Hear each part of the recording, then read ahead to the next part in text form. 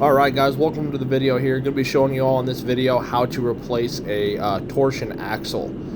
This torsion axle on this little air compressor has no brakes on it, so it's incredibly easy. It does have a drawbar that hooks to it, unlike most torsion axles that are just completely like hanging out on their own. So it makes it a little challenging, but overall guys, torsion axles are as easy as it gets. They're literally held on by like 4 bolts and super easy to replace. It does get trickier if they do have brakes, but this one doesn't, so it's super quick. Hope you guys enjoy.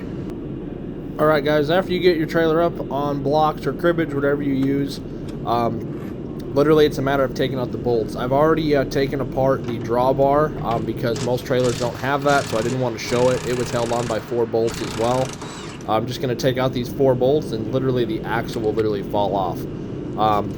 You can see I'm holding it up with the jack. I would recommend holding it up. You're never going to beat gravity. Now this axle is not on the jack as much as I would like due to the drawbar sitting there, but this axle is very light, so wasn't too worried about it because I can literally pick it up real easy. It's a pretty light axle, so we'll get this off, and as soon as we pull them bolts it'll literally fall out.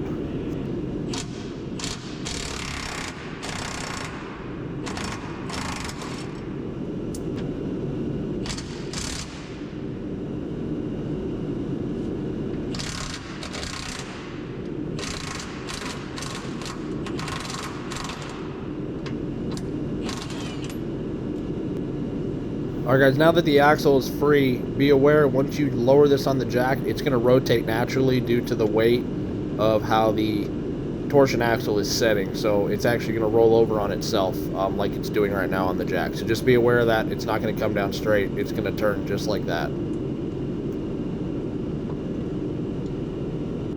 Alright guys, I apologize. I had to move the camera to the other side of the trailer due to the fact you can see on the right side there's 2 blocks.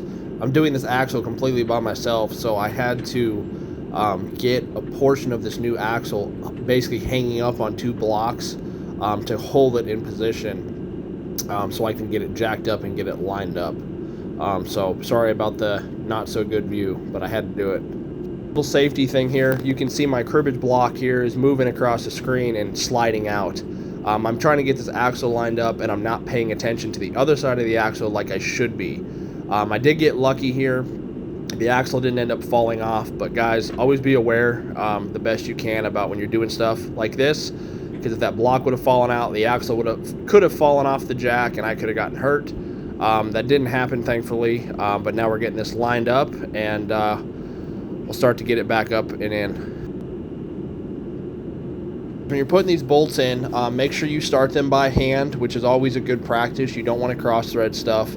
But also you need to have the bolts in a few threads to hold it in place so it won't fall out on you, but also so you can get everything aligned. So you have to have everything loose to give it room to move, because you're going to see here in a little bit I have to fight this other side of the axle with the cribbage blocks on it, and it's pretty difficult, and if I wouldn't have left the bolts loose it would have been awful. So make sure you put these in lightly until you get everything lined up and then send them home. You can see I'm holding my left arm in front of my face. I'm holding a flashlight, 1, so I can see, but 2, I'm holding my arm like that.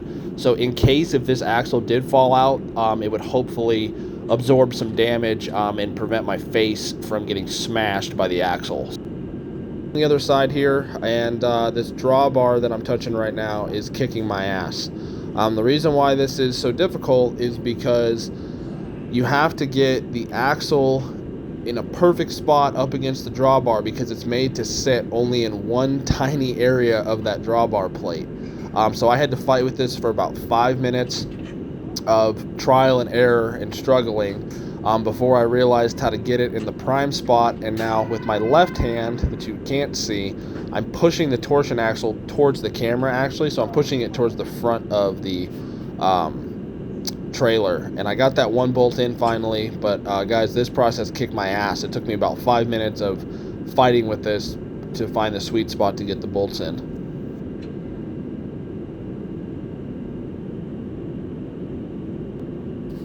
Now it's time to put these bolts in, guys. I put blue Loctite on all these bolts. There's no lock washers with them. It was just regular washers.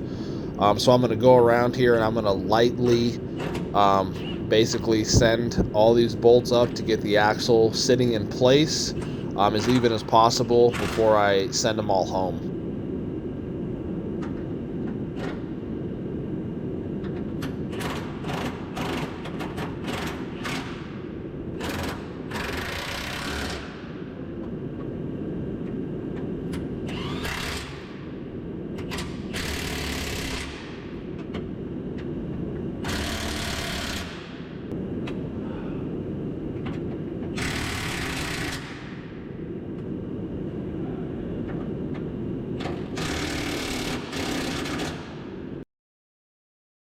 All right, guys, we are getting this all put back together, getting this drawbar reattached to the axle, and then we'll get this wheels put back on, and we'll get it back out on rent. Guys, torsion axles are so easy to replace most of the time. They're way easier to replace than leaf spring axles, and they're way better than leaf spring axles, and they have a much better ride. Torsion axles overall, guys, if you ever have the option, pay for torsion axles. I would recommend only buying Dexter axles, though. They are the superior axle brand compared to anybody out there. That's just from my own personal experience with axles. Nobody makes a better axle than Dexter. But overall, guys, torsion axles are super easy. So anyways, guys, I hope you enjoyed this video. If you have any comments or questions, please don't hesitate to ask. If you enjoyed this video, please shoot me a like and a subscribe, and stay tuned for more content. Thanks, guys.